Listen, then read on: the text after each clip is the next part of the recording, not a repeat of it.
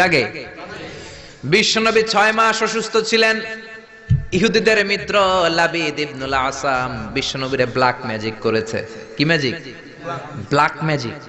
এই ব্ল্যাক ম্যাজিকের চোটে বিশ্বনবী দাঁড়াতেও পারতেন না, মাথার ব্যথায় বেহুশ হয়ে যেতেন, বিবিদের সাথে ফিজিক্যালি মিট করতে পারতেন না, সেক্সুয়াল এন্টারটেইনমেন্ট করতে পারতেন না, ইন্টারকোর্স করতে পারতেন না। এত দুর্বল ছিলেন বিশ্বনবী।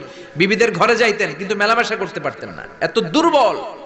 যেই নবীর এক হাতের মধ্যে জান্নাতি 40 জনের শক্তি দিয়েছে কে? আল্লাহ। ওই নবী ব্ল্যাক ম্যাজিকের পাওয়ারে দুর্বল হয়ে যায়, তারপরেও বিশ্বনবী একদিনও তাবিজ পড়েন নাই। পড়ছে? বিশ্বনবী 4 মাস, কোন বর্ণনায় 6 মাস লাবিদ ইবনুল আসাম ইহুদি মিত্র এই বেয়াদবটার ব্ল্যাক ম্যাজিকের কারণে অসুস্থ ছিলেন। 6 মাস পরে সাইয়েদনা জিবরাইল আসলেন, বললেন ও নবী, 2টা সূরা আল্লাহ নাজিল করেছে, একটার নাম ফালাক আর একটার নাম নাস। দুইটার একসাথে